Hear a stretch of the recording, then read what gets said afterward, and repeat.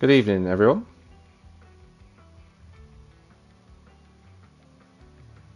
Good evening.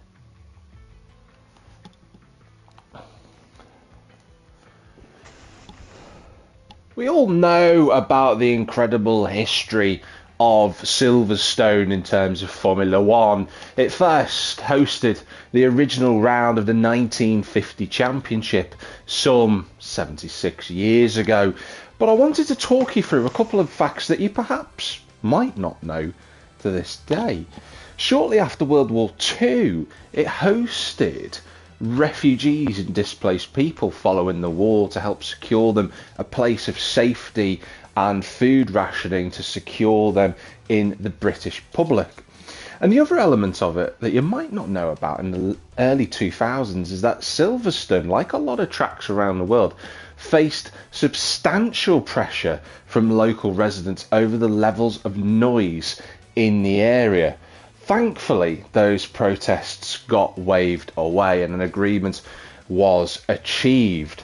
And tonight, we're not going to have any noise complaints because we're going to have a crescendo as the Scuderia Ferrari drivers, I should say, will be hitting the cacophony of noise to settle this championship. It's Sydney 5802 versus Ruddo 24. Who will win the championship this evening for season 23, round number 8, the final round of the championship here at Invictus Racing League? I'm Jack TM53 back for commentary for this wonderful finale, and alongside me for the first time in 4 weeks effectively, or 4 races I should say, is my good friend Jordan, aka IRC JPH99. Jord, how are you today? I am very well and looking forward to a championship fight, and I think me and you said 4 weeks ago, Jack, we'd love to see this go to a final round shootout. I think we were thinking potentially with Bjorn and Sydney once again. I'm not quite sure, we were quite expecting it to be the two Ferraris on their own, but 11 points is the gap. It's not impossible, but it's a very tall order. It is a tall order, and we'll go through the drivers in a moment in terms of who could win this championship in a bit more detail than we've just glazed over already. But of course, if you're new to Invictus Racing League, which quite a few of you are, just to make you aware, we do 50% races here on our seasons. We have an 8-round calendar. We've gone through 7 of them, of course, and we've got a short qualifying session ahead. So if you watch Formula One, you'll know we effectively have just the one qualifying layout. 18 minutes to decide the grid, followed by the 26 laps of Silverstone, this wonderful, wonderful circuit. And to touch on what you've just said, Jordan, I don't think anybody really, and I mean this in the nicest way possible to Sai, of course, Ruddo 24, the reigning Tier 2 champion, to come straight up and be in contention for Tier 1 honours is quite an achievement from him. And he put a cracking result in last week at Baku, didn't he? Yeah, I suppose I think he's probably surprised himself this season. I don't think even he was expecting to be right on the pace straight away. But he's really acquitted himself very, very well this season, and it's, come out in the form of this challenge against Sydney and Bjorn. And like you say, he had a very, very good evening at Azerbaijan, doing exactly what he had to do. He won both sprint and the feature. Unfortunately, though, Sydney finishing right behind him meant he didn't quite close the gap as much as he would have liked, but it does increase the chances ever so slightly. It really does. 11 points, though, Jordan. You'll be able to tell us shortly what the positions are needed for Sydney to become, he's already a multiple Tier 1 champion within IRL. What he can do to add to that. Can Ruddo become a first-time Tier 1 champion? That'll be interesting to see. We would be talking about a 3-way championship fight with Björn de Boer in the Sauber. You can see the Dutchman 4th from the top there in the names of PSN and EA Sports ID numbers on there that you can see. He would have been involved in this championship fight. He was second in the driver's standings going into Azerbaijan, but sadly unavailable for the race, which has took him out of contention. So he'll be fighting for some honours. He wants to do a rain dance this evening.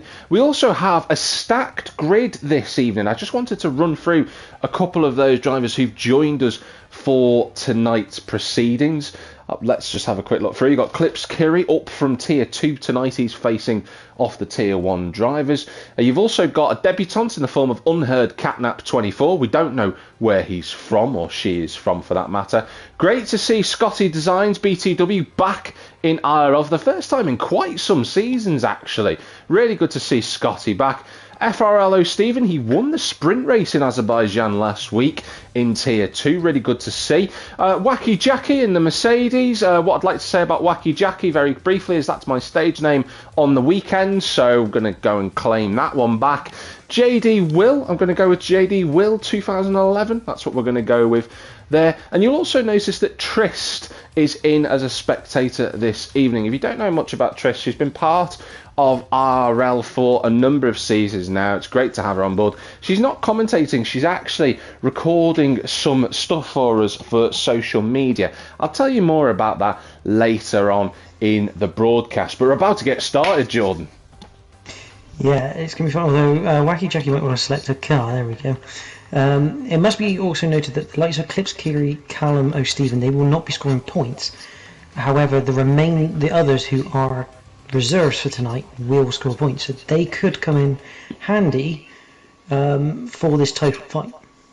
Yeah, they can have an impact, so I'm looking forward to seeing how they equip themselves. I'm excited to see how everybody does. Now, of course, Silverstone over the years has played host to some wonderful races featuring wet weather. You can look back to 2008 and Lewis Hamilton's victory. You can have a look back to last year where the beautiful Nico Hülkenberg got himself his first ever podium. I had to give him a bit of a boost there, George, because I love Nico Hülkenberg, and him getting his first podium in Formula 1 made me cry. But professionalism aside, or back onto professionalism I should say, this is a track that throws up a lot of demands, and I still think, Jordan, even 76 years later, this track is still perfect for Formula 1. Yeah, it's got a bit of everything in it. You've got your fast corners, especially at the start of the lap, and get your boats. We are going paddling for qualifying, which I don't know if it has actually genuinely started or not. No, it now has started. So we're going to go boat racing for qualifying. But back on your point, yeah, it's got everything you could need for a circuit. You've got your fast corners, especially at the start. You've got your fast to medium stuff in Maggotts and Beckett's, and I mean, what a sequence of corners to get the directional change correct. And then also you've got your sort of slower end stuff at sort of like the Loop and Village, and you've got like Luffield and the Vale Chicane at the end. But ultimately, lots of places to overtake. And whilst it's been a very nice day today in real life, the game has decided it's a typical British day instead. Which I think is rightfully so, really, when you think about it. It is a circuit that will always throw up the weather, and I'm delighted to see it back out here once again. And I'm really keen to know how the drivers will equip themselves. This as well, isn't it, Jordan, is the first sort of mind challenge for our championship protagonists. Sydney versus Ruddo. They're going to be thinking, do we try and run with a dry setup for the race, survive qualifying, or is the weather forecast going to be the same for the main feature race? We just simply don't know, as Callum is the first to venture out on track in the McLaren. Yeah, Callum obviously trying to get some data ready for tomorrow, although this might not be the data he wants, because if it's dry tomorrow, this is going to be absolutely useless for those that are Tier 1, but he's going to have a bit of fun trying to skate around. Yeah, he is. I wonder if he can join our legion of D1 drifters that we've had throughout this season. We've had quite a few of them. A bunch of drivers out are Wacky Jackies on the wet tyre, Sydney on the intermediates, as is Callum. I'm just looking to see Ruddo, Clips, Björn and Owen also on the intermediate tyre. So split compounds going on here. Obviously, we don't really get to see the blue walled wet weather tyre that often, but it's nice to see it within game. There is Sydney, the championship leader, Jord. Yeah, I'm not surprised that they're going to go out now. I mean, they're going out on the intermediates, which, as you know, Stephen, Catnap and Wacky Jackie on the wet. I think the Ferraris, if this rain looks like it's going to intensify, this is the right thing to do. Try and go out on the intermediates, get a faster lap on the board. and then probably just come in and sit in the pits, although Sydney running a little bit wide through the right hander, the old turn 1 of Copse. It's just testing the limit before he goes full tilt for a qualifying lap. Yeah, I was on board as well, Jordan, when that snap happened. That was a mighty moment already so early on. The Mercedes of Jackie, I think, would have seen that, actually, to be fair, a little bit further back in their effective W09 machine that they're driving. It's not W09, but never mind. Sydney, though, is just coming up to start a lap. Jordan, do you want to take us away? Yeah, let's go for a ride at the home of British Motorsport then. Sydney coming out of Vale through Club, lighting the rears up, drifting it through Club as we start the lap. We head down towards the first corner through, I think it's still called Abbey, the right-hander. Yep. A little lift in the wet, in the dry, that's absolutely flat. You flick it left as you head into the loop. And then you just see a clip of the curb, and it just unsettled the rear end of the brakes as we then come through the hairpin left. And then I think this is Village up here. It's about the only parts of circuits I don't know names of off by heart. But down the Wellington straight we go. Normally we'd have DRS open, but not in these conditions. That'd be very interesting. Into Brooklands. Sydney using the curve, trying to get as wide as he can going in. Through the late apex of Brooklands. Luffield, sort of like a double apex right-hander. What used to be the old, almost like final corner before you go up through Woodcut, which is just a almost non-existent corner nowadays. Pin flats. Copse corner. Where does he brake? About 65 metres, I think that was. If he tilts it in, try to keep it inbound. It's amazing that you can take that near flat in the dry. Into Maggots, left, right, into Beckett's, and then into Chapel. This sequence of corners probably one of the most satisfying as you go through Chapel Grove and onto the Hanger Straight. But yeah, the most satisfying section of corners in all of motorsport. Down towards Stowe then, again, very late braking as you're going uphill, slightly late apex to then sort of straighten the exit up, and then you head into the Vale chicane. This probably one of the most tricky corners with the current weather, because you've got to try and get out of here in third gear, try and get the throttle on. You want to go get the full momentum as you go through clubs and then finish the lap with a 1:44.271. Sydney, the current pole sitter for now. The question is, where is Ruddo? And Scotty Designs has already retired from the session.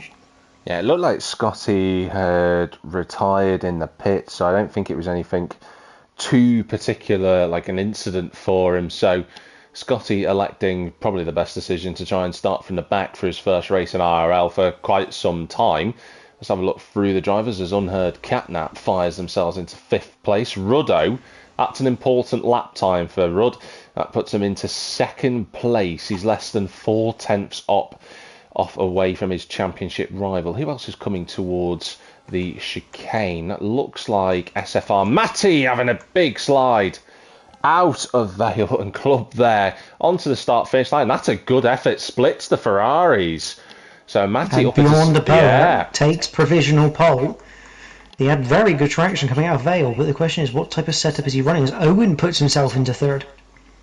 Good lap for Owen. I'd love to. Do you know what, Jordan? I'd love to see Owen have a good race today. He's been blighted by misfortune and spins and all sorts of nonsense this season. I'd really like to see him consolidate a good result here. I think he needs it as much as anybody else. Yeah, he had quite a good result in Hungary many weeks ago now. He had a good result there, so it's one of the things though, and he's a known entity. We know he's got the pace. We absolutely know he's got the pace to be fighting in that top 5 fight. He just constantly gets himself into strife half the time, and either just loses the car as Jeremy Clarkson goes to start another lap. Interesting fact: he crashed in the pit lane last week. Less than ideal for Jeremy. It does feel like something his namesake would do, though. Admittedly, I have to be honest there. Lots JD, of power. Yeah, lots of power.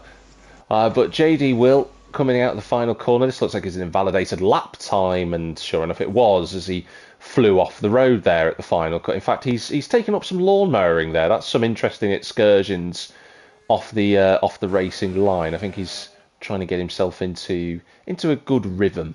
I don't think that's the way of going about it, to be honest. But hey ho, who am I to judge? You got ARL just coming up through Stowe at the moment. You can see that he's on the full wet, and the back end it just is not happy on the racing ball. But something to note with ARL Jack is he has moved over to PC, so he's almost relearning the game again, relearning all the settings. He's been getting on fairly well in the last couple of weeks. He comes across the line, puts himself into 6th. But me and you both know the difference between PC and console is quite big to try and bridge that gap. And so was that apex that he missed. That was a huge gap as he drifted past the corner there. But you're right, Jordan.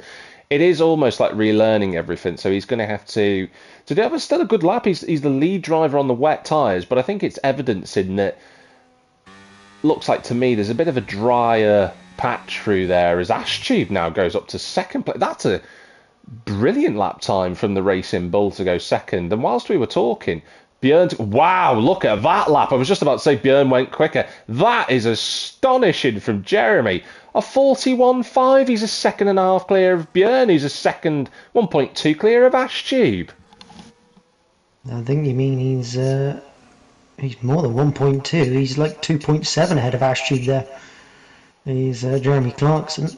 I was saying from Jeremy to Björn to Ashtube. That then works, but so it shows you my headset works, obviously. As I think I was going to say something rude. It was Ruddo 42.4. So the track is, I think, getting slightly dry. I mean, I never fully trust the game when it shows you a drier line, because we all know how F1 likes to lie to you about fastest sectors as well. Yeah, it does have a tendency to let's see what it does have a tendency to tell us things that we cannot quite see. But those people that have set the lap times on Matty wets, they're to gonna, 2nd. Yeah, I was just coming on to that. Matty up to 2nd, but those that were on the wets, they're going to be having to pit now and get a fresh set of intermediates on, because those tyres are going to look distinctly slower. You're not going to get any more performance out of those unless it intensifies in terms of the rain. As a McLaren coming towards, it's whoa, has everyone turned this into a D1 drifting championship, Jordan? Because everywhere you look there's cars, and it's not just slightly sideways, it's broad sideways. Callum was so far into the corner. I can't believe he held it. We've had many races where or at least nights where we've had rain. I mean, Hungaroring does bring back memories. Beyond a Burr going absolutely broadside out of turn 9. Absolutely crazy scenes there. But I think that's just how difficult this game is with the wet conditions, and even if you have like medium traction on, it's so easy that if you, especially on the intermediate, if you step off this drier line, all of a sudden you just can't deal with the surface, because it's still raining. So offline, it's still going to be very horrible.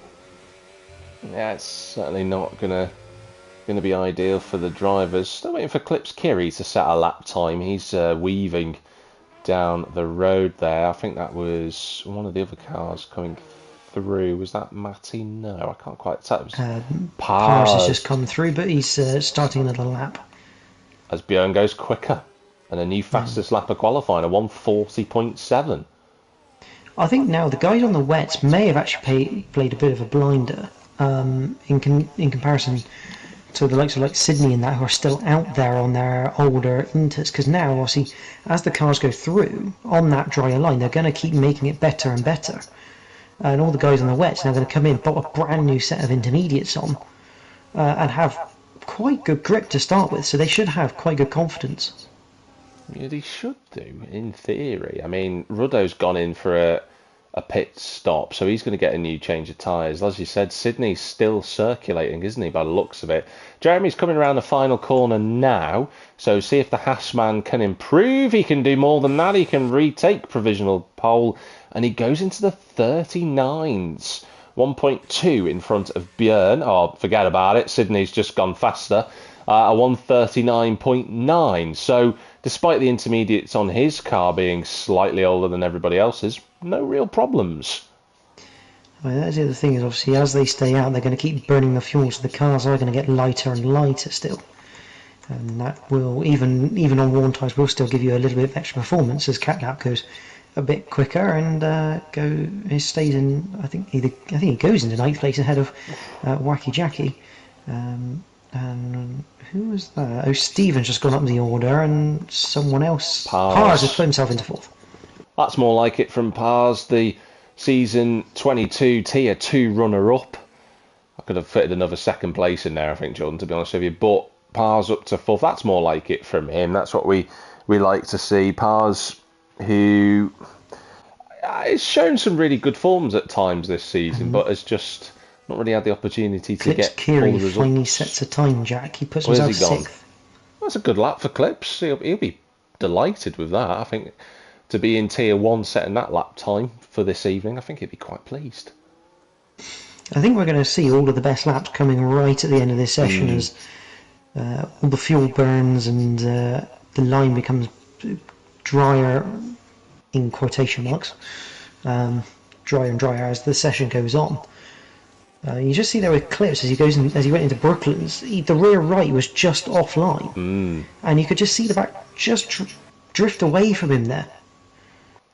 Everyone I'm looking at is really power sliding. There's no, neatness to it. That's not a complaint, by the way. There is no neatness to it. Maybe as Clips has another massive moment through Cops and gathers it all up. He's going to have to go and get a change of underwear on that one. Callum up to 7th. That's a good effort from the McLaren. He's in front of O'Stephen by about a second at the minute. That's a really encouraging lap time from him. Yeah, it's good stuff from Callum. As we say, they're kind of like practicing ready for tomorrow because they don't really count, even though they're going to be there.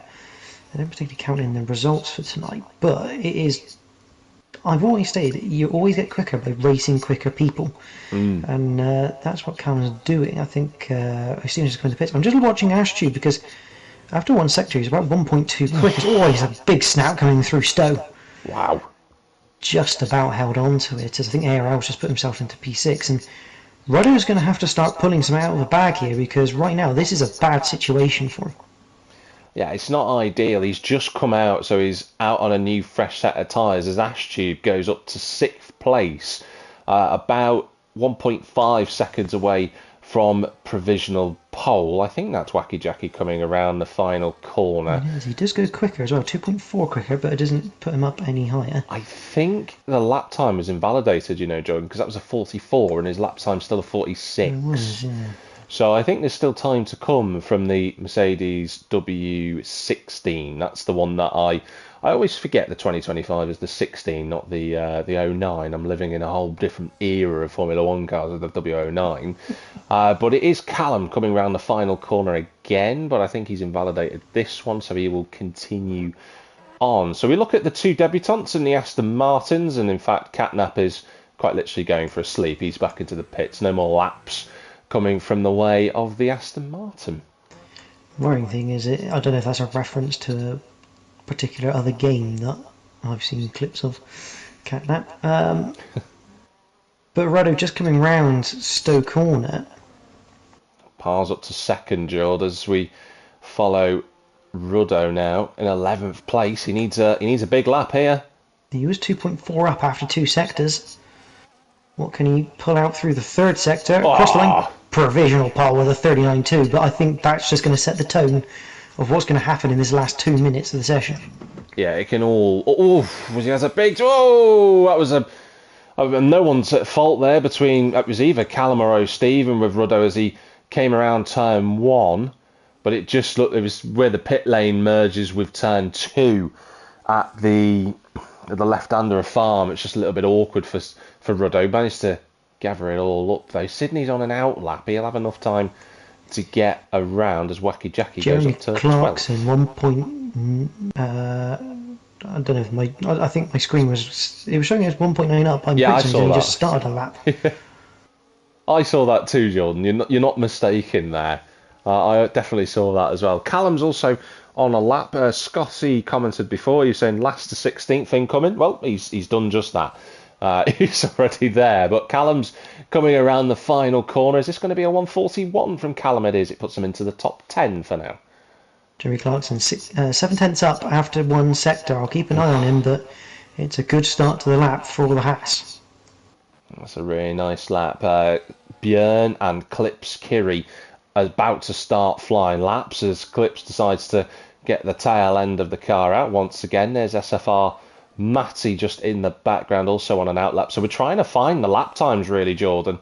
It is proving to be quite challenging. Will Ruddo get there before the checkered flag falls? We can't see because of the sector timing line, but he comes across the line and he will make it.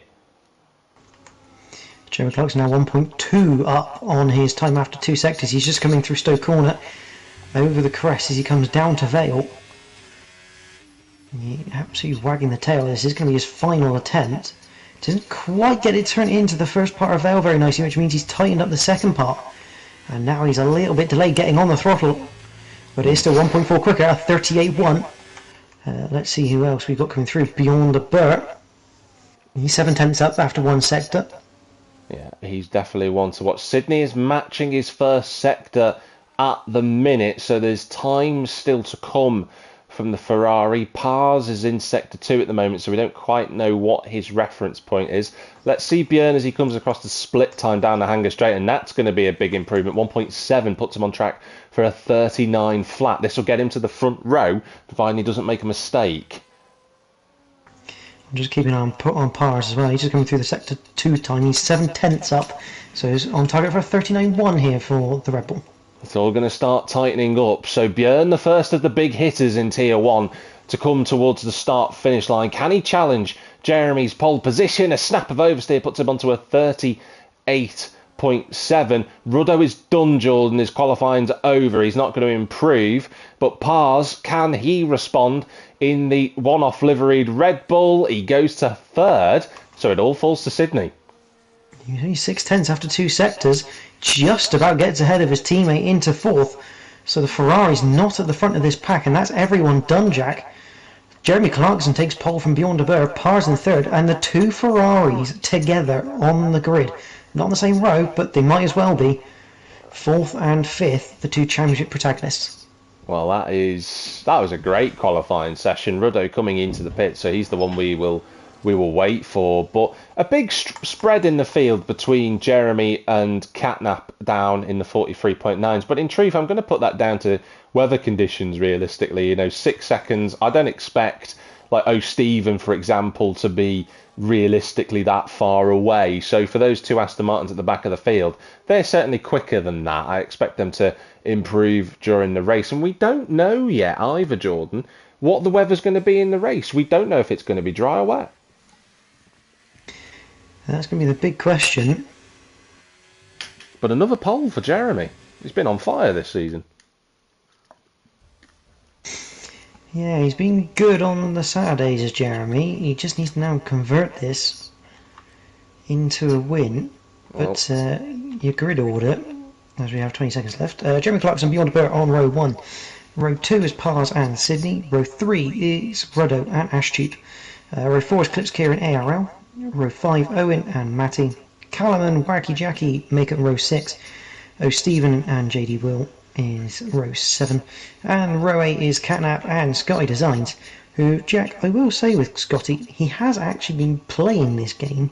He has been doing the Creator Series events. So, and it's fair to say that's not exactly a bad representative pace. No, the Creator Series, of course, for those that aren't aware, is something that's quite popular within the annals of Twitch and YouTube and all of those different social media sites, effectively. So Scotty, I think, has got a lot of opportunities today. It's just whether he can carve his way through the field. It looks a little bit overcast out there, Jordan. It's definitely dry to start off with, and we've got a 50% race in front of us, so we're going to assume the one stop, aren't we, unless rain comes? Yeah, I think the one stop's probably the way to go. I mean, it just depends how well the tyres hang on. As we saw in Azerbaijan, very much the 2 stop was the most preferred strategy. It just depends how much more grip you get from the fresher tyre and whether you think you can make that up. I mean, the pit lane here isn't long in essence because you do cut out sort of Vale and Club, but it's also the limiter line is actually quite early as well. So it's a very early ready up. Yeah, someone has certainly gone early there. So we're into the formation lap. I will let Jordan in a moment tell us about the effectively ramifications of this evening, what Sydney needs to do to maintain this championship lead. I'll let Jordan do that in a minute. But looking at the tyre strategies, we have got an absolute rainbow in front of us. We've got the front two of Jeremy and Björn on the mediums, Pars on the hards. We've got a few drivers who've already made contact with one another, so save it for the race boys. We can get front wings changed later on. The two Ferraris are on the mediums, as are Ashtube and Clips. ARL's gone for the softs, interestingly, in 8th place, so maybe looking at a 2-stop there. Owen and SFR Matty are on hards and mediums, respectively, and the game is saying, Jordan, a possible 2-stop if you start on the soft. So maybe ARL, Jackie and Scotty are thinking soft, medium, medium. Maybe. I'm not sure. I mean, on my screen there's the only possible strategies that they can think of is two stops. So, yeah, I'm going to say that some of this is not intentional strategy because of the early ready up. Because there are times when drivers will select the alternative strategy on the screen and start playing around with it.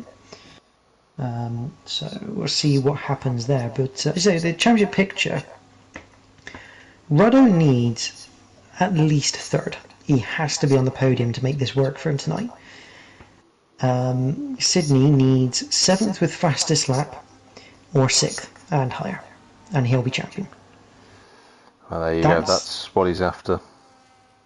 If Sydney was to get 7th without fastest lap and Ruddo wins, they are joint on points, but they both have 2 wins, and if Ruddo wins, then that puts his counter up to 3 and would win on countback. Yeah, so there's a lot to play for then as we wait for it is ARL to come back through. But there was a culprit in the early ready up. Callum apologised there, so Callum at fault for that. But we'll worry about that at another time because we've got the 5 red lights coming on now for the final round of season 23. And the race is live here at Silverstone. It was a long wait on the grid, but it looks like a good enough start for Jeremy Clarkson. Björn's alongside him, but not quite. He gets his nose chopped into turn 1. The 2 Ferraris side by side. Championship protagonists going for it into the next couple of corners. You've got Ruddo on the outside, which will turn into the inside at the left-hander as they approach the corner. There's a yellow flag out there, I think. That's for one of the Aston Martins, but Ruddo has crucially got in front. So he moves into 4th place. ARL's had a blasting start. He's up to 6th place, but Sydney following in the wheel tracks of his red liveried Ferrari teammate there in the form of Ruddo, but that's exactly the start he would have wanted. Yeah, good start from Ruddo. He's now going to have to build on that and try and get through. Owen going backwards, but he is on the hard tyre. Scotty Designs going past him now. Bracky Jackie's had a good start as well. He's up to 9th on the soft compound, but expect them to wear out quickly, and I don't know how many laps you're realistically going to get on that soft compound tyre. But it looks like, other than Catnap, unfortunately, I think potentially just having a bit of wheel to side pod contact, which on this game does tend to put the inside car around, it's a very clean start from everyone here, considering this is a championship decider. Yeah, really good start. Ashtube getting in front of Clips there. Scotty up to 9th, by the way, from 16th on the grid. So up 7 places in the Alpine already. He has certainly made use of that red wall compound tyre. There's a move there from JD, Will and Owen banging wheels together, and Owen gets shuffled down to 13th place. But Jeremy Clarkson leads. Now, of course, this is 2025 F1 rules, so DRS is now enabled on this lap. And, well, we know Silverstone is a very fast circuit, and the DRS is critical around here because you can get gapped. Jordan, go on. Callum, I think, just outbraked himself a little bit, nearly turned Owen around. Luckily, it was just a touch of contact, and they were able to carry on. But the 2 McLarens were fighting very hard as Scotty Designs gets past Kiri. And it's another place for the returning driver. I kind of hope we see him for a full season, because I think it would be quite interesting with the stuff he's done outside of IRL, how he'd go in a whole season of racing. Well, judging by his performance so far, he'd equip himself really nicely.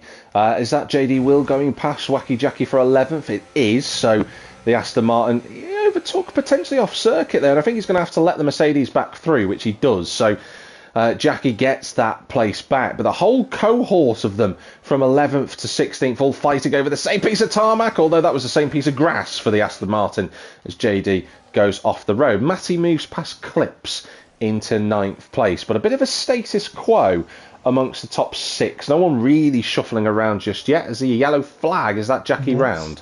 It's Callum off at Stowe. I don't know what's happened to him as we carry on round.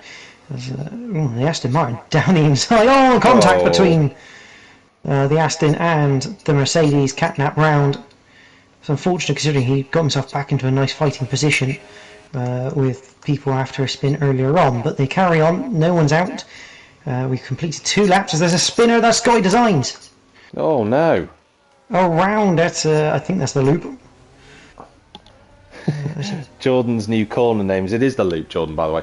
But Scotty, he'd had such a brilliant start as well, and he tumbles all the way down to, well, the penultimate place if he's not careful. No, he was not. Doesn't have to be careful. Unheard catnap's a bit too far away. But Clarkson leads still on lap 3 with Björn in 2nd place, tracking him quite nicely. Pars has had a brilliant opening few laps. He hasn't looked troubled, Jordan, at all, and he's running the hard tyres. This is a great place to be as it stands. Yeah, I think he's managed to get those tyres up to temperature quite quickly, as Scotty, I think, inevitably gets past Wacky Jackie. Yeah, I think he's managed to get them up to temperature quite quickly and get them in that operating window. And obviously with now DRS in effect, this DRS trainer on Silverstone is quite important, as I think we're going to probably see the 2RB swapping positions soon as they're out. I think starting to lose performance on the soft tyre already. Scotty moves up to 13th place, so we'll keep watches. And there's the I was just about to talk about this. Track limits around here are quite strict. Silverstone is quite an easy circuit to run over track limits, and JD Will picks up the first of the time penalties, and he's got O'Stephen stalking him at the moment. But those hard tyres will start to come into play about now. They'll be feeling probably a lot better than the softs will at this point in the race. Yeah, the question is with the softs, how long do you want to run them? I mean, ARL is sort of hovering around 1.6 at the moment from the leading top 5.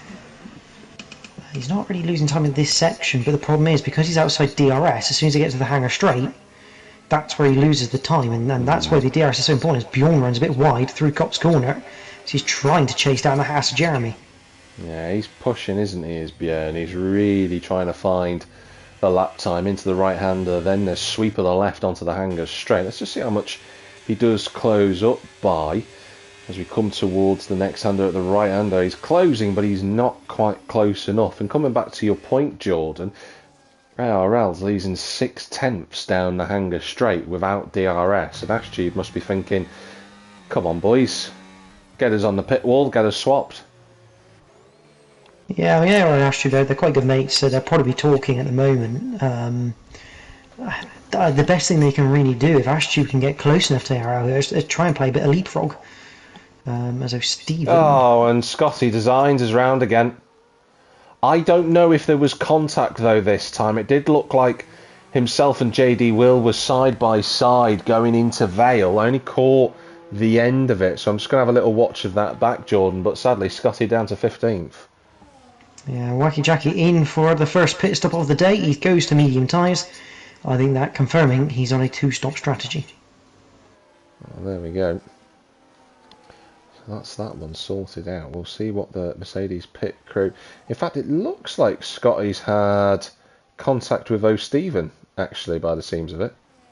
I did see O'Stephen look like he started dropping down, and beyond the bird, once again running wide through Copse.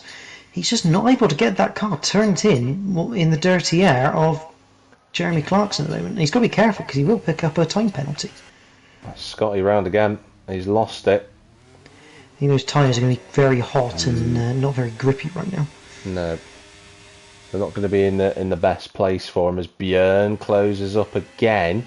Oh, Sydney! Where's Sydney gone, Jord? He's down to 7th. That's an interesting proposition then for Ferrari. What happened to Sydney? He was right with Ruddo. Has he lost it through Maggots and Beckett? I could only assume that he has, as Owen faces briefly the wrong way, but gets it repointed in the straight line again. So thankfully for Owen, just a half spin. He's got to keep going, Owen, because if we have a look at his time, he's only 11 seconds behind the race leader. He's still in with a good shot at a result here. He just needs to plod along. Yeah, absolutely. And you have to remember that there are 3 people here that don't count. So he's realistically driving 13 cars in terms of scoring percentages. So there's still points very much on offer for the Red Bull driver. As you can see, the 2 RBs have now swapped position. Oh, as Era gets on the curb and gets all out of shape, this is going to give Sydney an opportunity potentially up towards Copse, although I feel like Era using a touch of battery to keep that Ferrari behind, and the Ferrari just, a bit like Bjorn through Copse, just can't get the front end turn in whilst behind another car. No, it's seeming like the dirty air is really causing problems for the drivers out there. You can see ARL was struggling through the little corner there as they went onto the hangar straight out of Chapels, and as a result he's miles away from Ashtu, but Sydney in turn is miles away from him. But Pars is starting to look very strong now, the hard tyre coming into its element, and I have a feeling that Pars in the Red Bull is going to try and do the one-stop, Jordan. I think he's primed to do it, and that's going to throw the cat amongst the pigeons, isn't it, if he can pull that off. Yeah, I mean, I think the medium runners around him are also looking at that one stop, and I don't know what's a better strategy here, to have the mediums and then go on to the hards. Because I think the hards will probably be a touch better come the end of the race, but with Pars, he's going to have to fend off the undercut of those around him. That's the one fear that you have in this train of cars at the moment, is what your pace is like in the clear air, as Scotty picks up a 10-second time penalty. That could be for a retirement. Well, there we go. So Scotty sadly out of the race, and that was a shame because he'd had such a blistering start. Sydney has dispatched ARL, but ARL putting up a good fight as the Tier 2 commentator alongside the Ferrari, but he's going to have to yield position to the Ferrari. He'll do well to make sure he just maintains DRS here through the next couple of sequence of corners, just so he can keep SFR Matty out of DRS for himself. Trying to work out for AR what his strategy is here off these soft tyres. He's now run them for longer than anyone. Is he maybe looking for 2 sets of hard tyres going forward now? I think he'd go mediums at this point in the race. I think, considering where he is right now, if he pits, obviously he's going to pit earlier than the medium runners, he might as well get a fresh set of mediums on and try and procedurally undercut everybody whilst running a shorter stint. Obviously his overall pit time's going to be longer, but that will just keep him in outside contention. If we get a safety car towards laps 18, 19, something like that, it's rare around here, but if he does, it'd bring him right back into play on that strategy. So if I was in his position, I'd do a 2-stop for the 2 sets of mediums. We shall see. I mean, it depends how the mediums are going to cope. Sydney to the outside. I was just going to say that. He'll have the inside for Luffield as well, so that's a really nice move from the far end. Very fair from Ashtu as well, to give him the room to be able to pull that off. I think Ruddo will have punched his wheel in frustration when he saw Sydney move back up into 5th position. But Sydney currently on track for the championship for season 23. He has had a marvellous season, has Sydney. He's had just a really good time of it, to be honest with you. But he's been pushed hard in this second half of the season. It has to be noted by Ruddo and Björn. It would have been even more fascinating to have had a 3-car championship dynamic. And Jeremy's in the pits, Jord. And this is why I say I wonder what ARL's going to be planning, because if Jeremy Clarkson's in now, I'd say he's going hards and mediums here for a potential two-stop. Well, let's Because wait and see. that's very early for a one-stop. Well, we ride on board with the Haas as he comes into pit lane, and I could see a white wall set of hard. So, first part of your call is absolutely 100% correct, Jordan.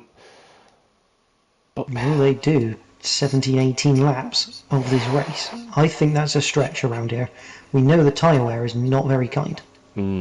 Callum in the pits as well on the mediums. So, it does bring back that question: is what is ARL doing really with his strategy? What is his plan? After Baku, I don't think anyone can understand what ARL was thinking, because he'd done a one-stop back in Baku, and he actually made that work very, very well, I must admit. Nearly got driver of the day if it wasn't for Rudder going from 5th to winning. Yeah.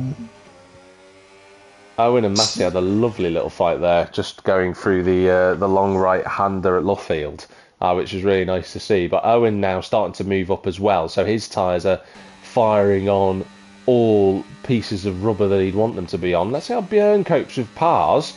Is he going to cope with Pars? Because look at the closing speed here. To the inside line, we've got a new race leader in the form of the Red Bull. Björn's going to try and hold it around the outside, but I think Pars will run him out of road, which he does. And Björn drops to second place, and Ruddo will have watched that as he slides through Vale, thinking, ooh, take each other out, lads. Well, this is the problem. He doesn't want them to take each other out. He needs them on the track. He just needs them behind him. Yeah, I mean, a half spin that puts them in front of Sydney would benefit him, I think. Although it must be stated, because Sydney's in the top 6, it doesn't matter what Ruddo's doing right now. Yeah, he is in prime position. ARL's pitted at long last. 9 laps on those soft tyres, and he goes to the hards, Jordan. So maybe he is looking at a one-stop, and he got held up by Matty coming into the pit, so he won't be too impressed with that. It's not Matty's fault, but the Racing Bull team had to let the Williams go into the pit lane there. I'm surprised that option is normally turned off, and you normally get your unsafe release. So I don't know. The problem is in the pits it can be a bit of a visual glitch. Do you reckon you got AR on Clips by any chance? Yeah, and Clips is going to. I was going to say get past him, but ARL will have the better line as they go through Aintree at the right-hander. The DRS is open for Clips instead, and ARL chops across the front of the Tier 2 driver's nose and says, no way, Jose, you're not coming through. And Clips has to have a brief flirt with 9th place, but then that gets taken away from him as Owen now continues his quest for the hard tyres to go as long as possible. He moves into 5th. But Jordan, the gap between Jeremy Clarkson and ARL is 17 seconds, and Jeremy pitted 1 lap before. I know there was a big gap between the two as Sydney pits to try and undercut Ruddo, and Ashton pits as well, but that gap between ARL and Jeremy Clarkson before was about 10, maybe 12 seconds. It's gone up since then. Yeah, I think that's the difference, especially on that soft compound tyre. I think they were so worn. There's not a lot AR could do, but the problem is if AR was ended up on the soft tyres due to the early ready up, which wasn't, well, as far as I know, wasn't called a Callum, he was only apologising to Matty for sending them back to the grid. If AR was ended up on those softs by accident, he may well have just gone, I might as well treat them like a soft tyre and try and do the same strategy, because the problem is if you come in early, you commit yourself to that two-stop. And that's absolutely right. So, nice insight from Jordan there, just giving you some ideas of the strategy options that are available as Bjorn, as I pronounce his name wrong because it is actually Björn, goes completely wide at Cops. Pars had almost dropped him out of DRS there, but unfortunately the Sauber driver found a way back in. A couple of people just making some comments there. Scotty saying clearly not the right setup for this track. Yeah, not ideal, Scotty, but we hope to have you back for season 24. Tristan asking what's the weather looking like for. I have no idea, Tristan, at the moment, but it is quite fun, Bjorn this race. into the pits, sorry Jack. Bjorn and Ruddo right. Now come into the pits. This for me to cover Sydney. Yeah. Absolutely. Matty Rudd saying Ruddo for the win. He's currently in 3rd, but that's going to become not 3rd because I think Jeremy Clarkson's going to undercut the drivers around him. So, nice pit stop for the Ferrari, straight back out, no dramas whatsoever. And Björn onto the hard tyres as well. So, Medium to hard then for these two as Jeremy Clarkson sets a new fastest lap and blasts his way past into third position on the road. Big question is, Sydney now coming round Club Corner. Ruddo and Bjorn have got out ahead of him. I mean, there was a bit of a gap, about sort of 3 seconds. But it looks like the gap has come down a little bit here, but not as much as you might think. Potentially showing that the warm-up on the hard tyres isn't very quick. No, certainly the gap is. I think the gap was 4 seconds before the pit stop for Sydney. So he's pulled a second. He's pulled a second back and then half a second from Ruddo warming up his tyres. Ruddo really needs to hang on to Björn here, realistically, because if he loses Björn, I think he's going to struggle with trying to fend Sydney off with without the DRS, because we know Sydney, when he runs on his own, he's incredibly quick. So Ruddo has indeed done that, so he's right with Björn, and he'll follow him for as long as he can. Ash Tuber, no Stephen side by side, and no Stephen just lets that one go into Cops, and the Racing Bull moves into 7th, as does the other Racing Bull into 8th. O'Stephen knows his fight for this evening, and he lets those guys go. And I've just noticed that O'Stephen has no front wing end plate on the McLaren. I wonder how long that's been missing for. I don't know, but I'm going to say so. That hasn't been heard in quite a long time. It's a Red Bull one too at the moment. And Owen was very sideways going through Vale and Club. And both Red Bulls, of course, running the same, well, what we presume to be the same strategy at the moment. As Sydney sets, on the move. So that gap now, 1.5 to Ruddo. Ruddo's going to have to get a move on and get past Bjorn here, because it looks like Bjorn isn't really that quick on this hard compound tyre. He's struggling to get them fired up. I think Ruddo needs to dispatch of him very quickly and get a car between himself and his teammate. Sydney was exceptionally close to getting DRS, and Ruddo must have heard your advice, Jordan. He's on the inside as they go into the left-hander. They're very close together. Ruddo giving the minimal amount of room that you need to give to the other car you're fighting side by side with, but Ruddo will have the exit from Luffield. But Björn had the inside line at Woodcote, and I think there was a bit of gamesmanship from Ruddo there, Jordan. I think he let Björn back through to get the DRS. Maybe, or Bjorn just used a bit of battery compared to Ruddo. Ruddo may have tactically not used the battery, whereas Bjorn obviously fighting. I can say Björn definitely didn't use any battery at that point. I was on board with him, so... But Ruddo's going to have to try and come back. He's got to make this move stick. He's got to go for it. Down the inside. Contact between the two. And that pushes Björn off the road. And will Ruddo maintain the position? He does. And I think that's going to be quite controversial, that move, because contact between the two and Björn going off the road. I don't know about that one. The stewards might have a word with Ruddo about that. Maybe. I mean, the big argument there is... was Ruddo ahead at the corner. Yeah. I think he might well have been. He might have been. It may well have been his corner. So, yeah, we do love a bit of title controversy going on. He was ahead at the corner, Jordan. I've just looked. Yeah, so I think Ruddo might just be about in the all clear for that one. And that's important for Ruddo, because now if he can pull away from Bjorn, or even just keep Bjorn at a distance where he keeps getting DRS but isn't close enough to get past, that could frustrate Sydney and potentially force an error, although at the moment Sydney under no pressure to have to get up this order. No, he's in the minimum position he needs to be, regardless of whatever Ruddo does at the moment. So that's working out well for the Ferrari driver leading the championship. The two Racing Bulls into the pits. Pars in then, so I'm assuming this is going to be for a medium set of tyres. Now let's have a look at the gap. This is a long, I tell you, Jack, this is a long stint for the mediums, considering the leaders only got about sort of 10-11 laps out of theirs. Yeah. It will be lighter fuel load though for Pars, so he'll be okay. It won't be a problem. Owen also into the pits, and that's a set of mediums confirmed then for Pars. Let's just see what his teammate... I'd be surprised if it was anything else, as Jeremy Clarkson moves into the lead of the race, and it's mediums. For Owen, yeah. So where... For Pars, all three go past, he'll come out in 5th place. I was just about to say, where will he come out in relation to ARL was what I was curious about. He's a couple of seconds clear.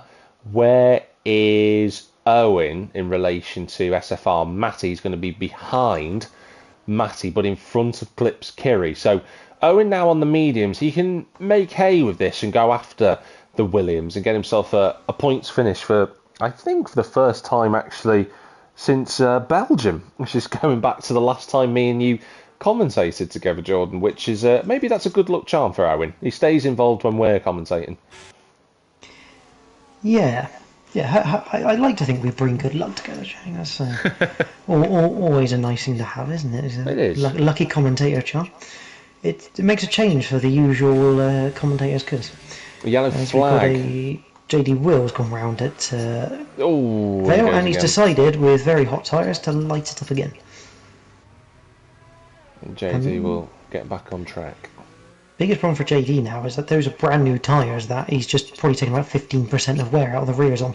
Yeah, that's unfortunate for JD, but of course it's his first time in IRL, so he's down there in 15th place at the minute. He's looking like a tier 2 driver at the moment. He'd probably fit in quite well with the gang on a Tuesday, which you can take part in tomorrow if you'd like to get involved.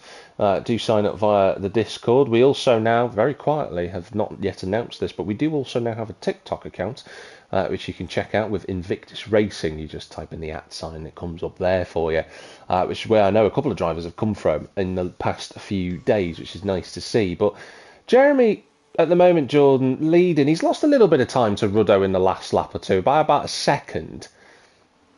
Is he going to take those hard tyres all the way to the end now? Can they do 17 laps? I think if he babies them a little, I mean, he's got a bit of gap here now. He doesn't have to take too much out of them at the moment. So there's potential that he could take this to the end, but it depends how much he's going to take out of them. I mean, his other option here is to just go ballistic on them. Absolutely, the sort of strategy I enjoy, Jack, which is go flat out and just make an extra pit stop and use the grip. Yeah. I mean, it is an option for him. He's not exactly flying away from Ruddo, but he's also slowly being reined in. And Ruddo not looking like he's under pressure from Björn. I know Björn's racing brain will be thinking to himself, I'm just going to see if Ruddo can pull us along to Jeremy. That will be the strategy, and he'll just wait to see what happens before, if he's got any tyres left at the end, to try and attack, as Owen does get past Matty for 8th place, which is what I speculated about before. But Pars, Jordan, only 3 seconds away from this group on those fresh mediums. Yeah, and he's going to be closing in, but again, the biggest problem Pars has, and we see it at a lot of these types of tracks where you've got more than one DRS zone or a very, very big DRS zone, what he gains at the moment, he's sort of losing half of it because he doesn't have the DRS. He's not part of that part of that trifecta of cars ahead of him. So he loses he's going to have to use battery to combat that, where he doesn't have the DRS. Yeah, that's a really good point for Pars to have to try and contend with. He'll have to hope that the leading trio will start fighting one another, but you get the suspicion, you get the intentions of these three. They've got racing brains between the trio. They know how to fight and when to fight. And in fact, Sydney looking like he dropped a little bit of time there. He's still within DRS, but just on the fringes of that 1 second bubble as Pars brings the gap down to under 3 seconds. But let's see if that gap flares right the way back out. It doesn't. And in fact, Jordan, it looked like he gained time compared to Sydney. And JD Will is retired, but he's in the pits. Yeah, I must admit, a good effort from JD Will tonight. Obviously, it must be noted that most of the new guys, apart from obviously Scotty, who is a known quantity, they've kind of been chucked in the deep end here at Tier 1 because obviously they haven't had time to do their sort of evaluations as such. So what was basically happened is they've been put into this tier in case they are quick enough for this tier. And this is almost like their evaluation race. Yeah, going back to the old style of Invictus Racing League from way before Mikey was the director. As Clips goes past Stephen, that's a tier 2 on tier 2 overtake there. I think Unheard Catnap's doing a good job in 10th place. Has pitted early on. I'm expecting another pit stop from the Aston Martin, but good drive so far from the Aston Martin in 10th currently. I think doing a very solid job as the other Aston Martins pulled off to the side of the road there as he goes past his teammate, which we've seen several times from Aston Martin in 2026 alone. Yeah, and their drivers coming out, bouncing around as they get themselves away from the vibration shakes. Um, but yeah, I mean, Canap's actually in a really good position because he's got 14 seconds as unfortunately Wacky Jackie is the latest to retire, and Jeremy Clarkson in the pits for a second pit stop, Jack. So, is this an indication of the way this race is going to go? It all now you're now looking at Ruddo, Björn, and Sydney and thinking, are you going to try and do it? Are you going to try and take those tyres to the end? Jeremy, if it's anything other than mediums, yeah, there we go. I'd have been shocked. As Pars now moves into 4th place. ARL's in 5th, Ashtu's up to 6th. Jeremy's still in the pit lane, so he's going to get overtaken by Owen as well. I really can't figure out what the next steps are going to be. I mean, is Ruddo going to try and take those tyres to the end? It might be worth him staying out. And I think Björn's just dropped Sydney out of DRS briefly then. Jeremy is now 19.5 away, so a pit stop here, what, 25, 26 seconds, 26, 27 seconds here, Jack? Yeah, maybe. Roughly speaking. He was about 6 seconds ahead, wasn't he? So, yeah. So it's about a 25, 26 second loss here. But that means Jeremy's got to pull, I mean, but after this lap, he's going to have, what, 7 laps? 2.5 seconds a lap. 2.5, 3 seconds a lap? Yeah, it's going to be a bit of an ask, but he doesn't have to baby the tyres anymore. No. But I'm going to keep an eye on his gap to the leader, and we'll see how much time he pulls each lap. I've got the gap to the leader. Everyone can see this at the moment. Jake just saying there, apologies fellas, don't really feel well, and I'm at the back anyway. Well, that's, it's your evaluation race, Jake. That's okay. These things happen. You'll be a tier 2 driver in season 24, no doubt about it. Where you'll have a good race with the guys in tier 2. They're really good competitors. I'm sure you'll learn a lot as you go along. As Björn almost runs into the back, he's going to go for the inside at the next corner. They bang wheels through there into Aintree. They go. Ruddo's going to be on the outside. I think Ruddo will be a bit annoyed about that, to be honest with you. And Ruddo has the DRS, so rather Björn has the DRS, and he takes the lead of the race. So maybe there was a little bit of a, well, you banged me off track before, so I'm going to bang you back. Yeah, I mean, I don't think I'd really phrase it that way, but I wanted to deliberately. One aggressive move for another is, I think, the way Bjorn's gone there, and I think Ruddo will just go, okay, we'll have another look at the next DRS zone. But how fitting is it, Jack, that the 3 main protagonists in this season's championship, in the finale, are all together fighting for a win?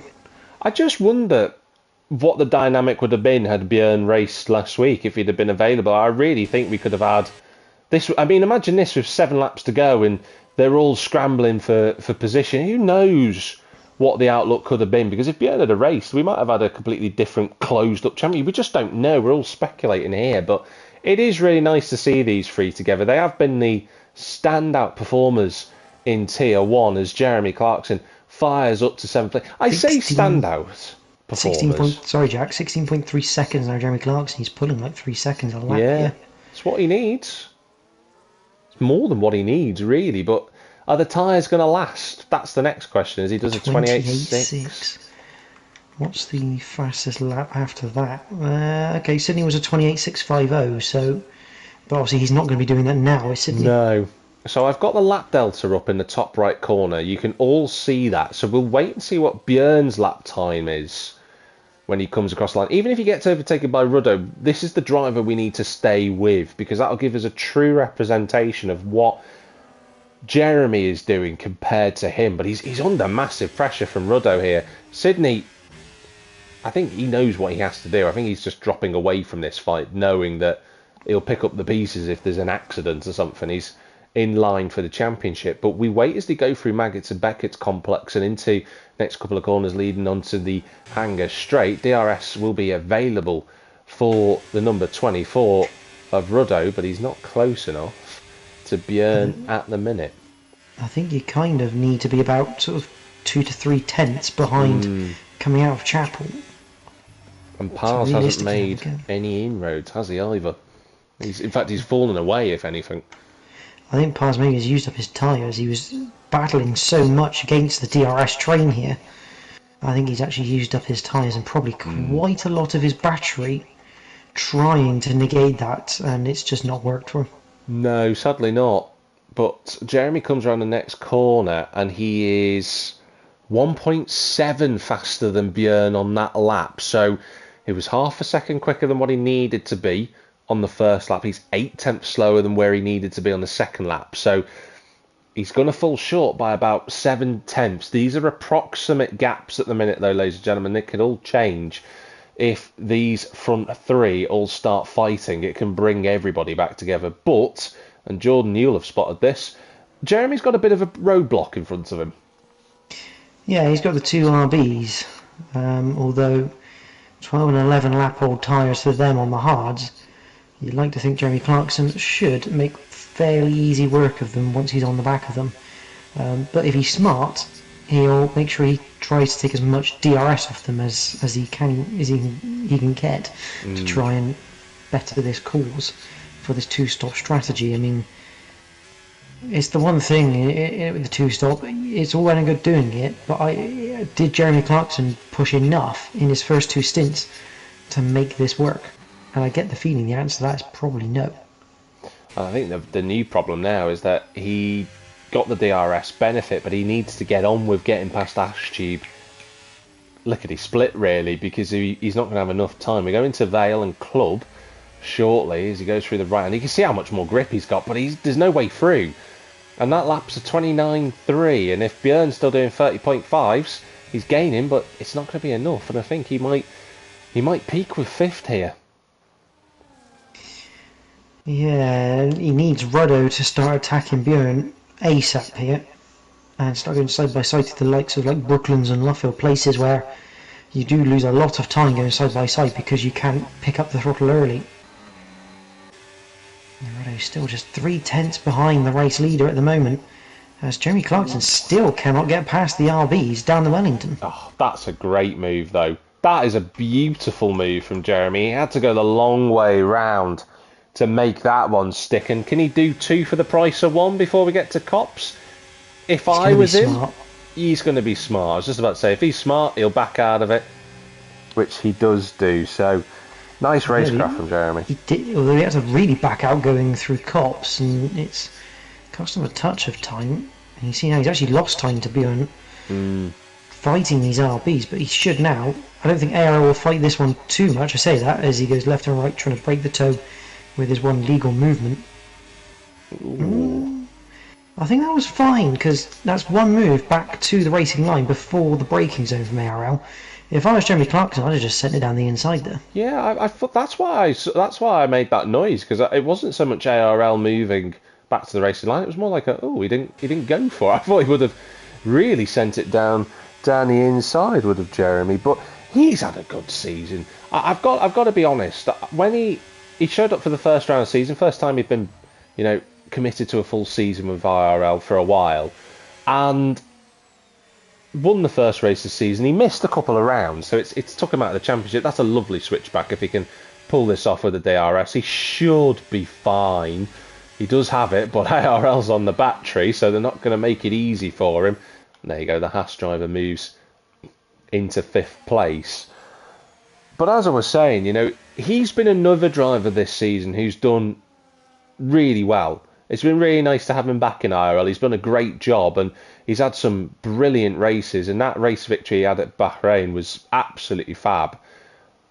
He's not going to be in title contention, but I do hope, sincerely, that next season he comes back and mounts a good championship challenge. Yeah, and I hate to do this to you because you are the stat man of all stat man, but it was Shanghai. Do you know what it was? Bahrain is the traditional opening round of the Formula 1 Championship calendar, and that's what it was. And do you know the worst thing is I saw Shanghai's long right-hander for turns 1, 2, 3 and 4 together in my brain, and I still said Bahrain, but never mind. But it was a beautiful win. Like he was dominant that day at round 1, and it was It was really good to see. As Ash Tube's going for fastest lap, I think. This is standard protocol from Ash Tube, I think. I think he fancies himself. I say he's got points anyway. Maybe he's just sick He's of only it. going to he's only going to lose a spot Are to you on Owen. board were you on board with them then, Jack? No. I was on board with ARR then. I'm going to save that piece of footage. The game show him as having a medium on the front left and a hard on the front right. And maybe he's disqualified like Valtteri Bottas from a couple of years ago. Mercedes at at Sakir. Yeah, and of course, that one. Of course, I forgot about the one at Sakir as well with George. That's a good point. So we are on the penultimate lap. Whilst all this has been going on, and Ruddo is firmly within DRS. Sydney has backed off. Big corner correction for the Ferrari, and I think that's just ruled him out of an overtake on the penultimate lap here. I think that's just going to cost him. So yeah, Björn is comfortable with that. So we're going to go into the final lap of the race shortly. And Sydney, champion-elect at the moment, Jordan. Yeah, I mean, just got 2 race. Yeah, 2 race wins this season. No real messing about with Sydney. He's done a good job. No, absolutely, and I mean, it must be said, 4 different race winners this season at the moment. Björn, Ruddo, Sydney, all with 2. Jeremy Clarkson have won. I do have to mention one person, even though we're on this final lap, Jack, and that's ARL. Yeah. He is currently 4th in the championship. Now, Jeremy Clarkson's only 4 points behind him in this championship. Oh, Owen's in the wall. Sorry to cut you off, Jordan. He was trying to catch it, ARL, and he spun it on the final lap. Oh, don't retire on the final lap, Owen. I will come to your house.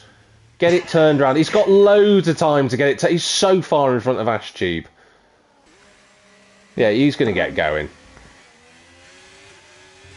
You see that, here comes Ash Tube around the final corner, and I'm going to guess Owen's got some severe damage, and that's a very, very dirty Red Bull right now. We were back at the front there, Jack, 2 tenths. Here we go. This is it then. If Ruddo wants to finish the season as another race winner, he wants to get past Björn here. That's a nice line, but he just has a bit of wash through the corner.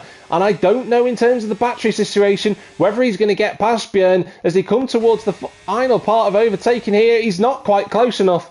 So the Dutchman has just got to get it all gathered up and tidy into the last few corners. The Sauber driver brings it down through the gears. It's a bit like Nico Hülkenberg, but it's for first place rather than third. It's Björn de Boer who takes the final victory of season 23, but it's Sydney 5802 who's your Tier 1 champion here in Invictus Racing League.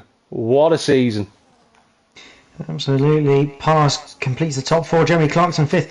ARL is going to get a top 4 finish this season. Well, I think we'll talk about him more in a bit.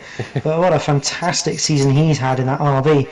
Ash Tube, all eyes on him. Can he take fastest lap of the race? Is Owen going to allow him? No. Doesn't want to. I was looking at Matty then. I actually mixed the two up. But yes, he does, Jordan. Quite comfortably as well, actually, in the end. Well, I should hope so on a set of softs with no fuel in the car. Matty comes home for 8th, a good result from him. Owen thankfully finishes the race, gets some more points on the board.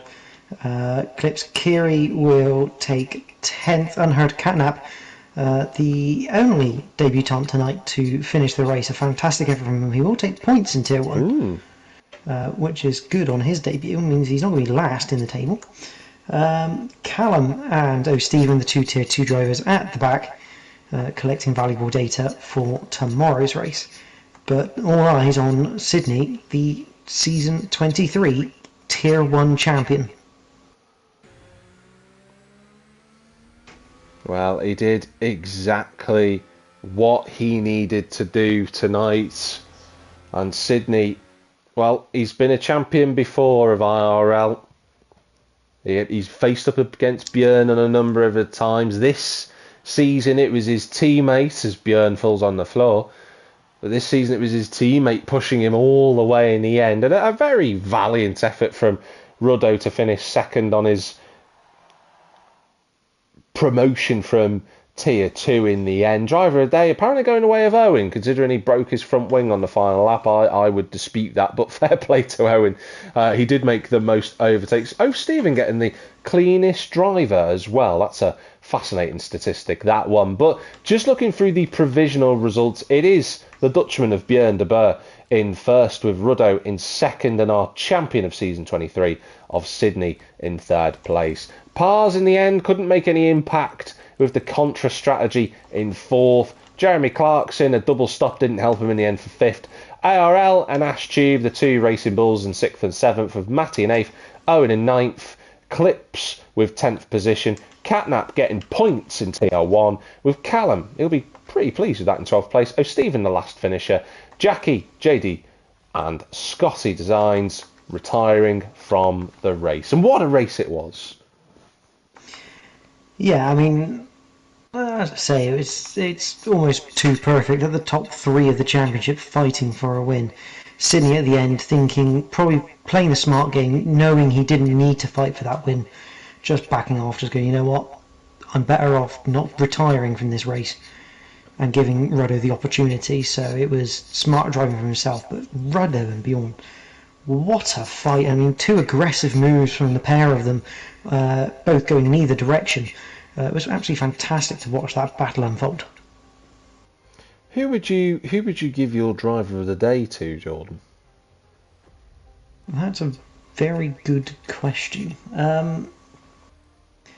I kind of want to say ARL, to be honest. He made a soft to hard strategy work. And he went from 8th to 5th, if I get my facts correct. It's not the greatest jump, but a little bit like Baku. I mean, the only reason he didn't take my driver of the day in Baku is because Ruddo went 5th to the win. Yeah. And it was a very pressurised win as well. But ARL does some really weird stuff. And he seems to make it work. And I'm a real fan of it. This is something that you used to do many seasons ago. Where Still do. Well, of course, making that one-stop work in your favour, and maybe he's become the new tyre whisperer. Maybe that's what we're seeing from ARL. Is the one who wants to take up the crown. Absolutely, but I mean, I think we do have to speak about ARL for this season. He's gone very much under the radar. We don't talk a lot about him because in races he just gets on with his own thing. He doesn't get involved in stuff. He just drives, and half the time he ends up on his own. But he's often in that top 5 area. He's just constantly scoring points. And for him, after the struggles he's had the last couple of seasons prior, to come back actually and also do a platform switch and continue to have the consistency he's had, I think he's had an absolute blinder of a season this season. Yeah, he's had a great time, hasn't he? I think this season, and we looked at a few seasons ago where he's had some struggles throughout, but he's pulled it off, and I think a really good switch to PC certainly helped him even further. And let's not forget, as well, the other protagonists throughout this season. We've had a number of drivers competing and having some really special fights with all of the drivers in Tier 1. You look at Gel being one of those who sadly, not able to race tonight. The other ones including Milo de Boer, he's had some good events as well. Denmark, the War Islander as well, who we haven't seen for a few rounds, which is a shame. So we've had some really good seasoned performers, and I do want to say thank you to everybody who has taken part in Tier 1 this season, because it hasn't been the easiest of journeys. Let's be completely honest. We have had some difficulties with numbers for various reasons, not just because of the nature of league racing, but F1 as a game has dipped in popularity. So, we have had to fight against that. But tonight is evidence that we can bounce back, and host some good numbers, because 16 drivers tonight. It's certainly a peak for the season. Yeah, and it's good to see having those higher numbers there. Obviously, it makes it more interesting, especially for those who race week in week out for Tier 1, to then have that sort of not problem as such, but that thought pattern of, oh, I've got a lot of people here tonight. This could get quite interesting, a bit tasty. It fuels everything a little bit more. And it must also be said, Jack, obviously a massive thank you to Ruddo, who very much sort of ended up having to become the host of the lobby every week. Obviously a massive thanks to him, and obviously the stewards team, whose job isn't maybe quite done yet. But obviously we won't be able to thank them after today because the season in terms of streams is over. No, exactly. He's took on a role that he wasn't expecting to have, has Ruddo, and I think he's accomplished it with aplomb. But maybe next season we'll have someone say maybe he won't want to do it next season for hosting duties. We'll have to wait and see. There's more action coming your way tomorrow in the form of the Tier 2 Championship, and can I just say that took a turn last week when Nitrogash, the championship leader, had a double DNF at Azerbaijan, which means it's an intra-team fight between Ginger Tiger 52 and Nitrogash, gunning for, as far as I'm aware, their first titles within IRL. The seasoned veterans of IRL, teammates going for it, hammer and tongue around Silverstone tomorrow. ARL and Björn will be commentating on that one. I'm sure it will be a fabulous season ender tomorrow at 8 p.m. British Standard Time. That's it from the Tier 1 boys and myself and Jordan for this season. I'd also just like to say briefly before we finish up and I let Jordan have his moment, I'd just like to say thank you to Maras for commentating each week with either myself or Jordan. YB's done a good job. It's been really nice to have them on board with us, and to Madman as well, not necessarily for apart from the first round of commentating at China, but also stepping in with the Tier 1 attendance. So that's really nice from those two. So thank you to those guys. But Jordan, is there anything you want to say before you finish up? Before we finish? Yeah, I mean, obviously, Jack, thank you for the commentary this season as well. Obviously, myself and you rotating and then joining forces a couple of times, as they say. Obviously, I think everyone sort of appreciates having, and I think it's a very big point with IRL. If you do race here, you do get streamed and commentated on every week. No matter what happens, there will always be a stream for the racing. But obviously, Jack, I would say obviously season 24 is next. Obviously, that's already probably in the pipeline, and yourself and Mikey probably already there are some plans. Yeah. What's going to happen for season 24? I think we're all looking forward to see what comes, and hopefully we get more and more people in, and we can once again run 2 tiers. Hopefully, if we can get those numbers. Yeah, I'm sure we can. I think we've had a few new influences come into IRL over the past few days. As I mentioned before, we do have a TikTok account now, and quite a number of drivers have seen that and have joined in for this evening, and we do hope to continue to publish and promote through our social media platforms that we've got. We've not just got TikTok now, we've got Instagram, Twitter, well, X I should say, and Facebook, so you can tune in via those channels for any announcements. The Discord will be where the main information is always posted. It just looks a little bit prettier on social media. Discord, you get the full bones and brunt of it all with everything that you need to know. But enough of me rambling on. I'd like to say one last goodbye. So it's bye from Jordan. Goodbye. It's bye from me, Jack TM53, and whoever might be in the big wide world. Have a good one. And we'll see you tomorrow for all of the Tier 2 action here with Invictus Racing League.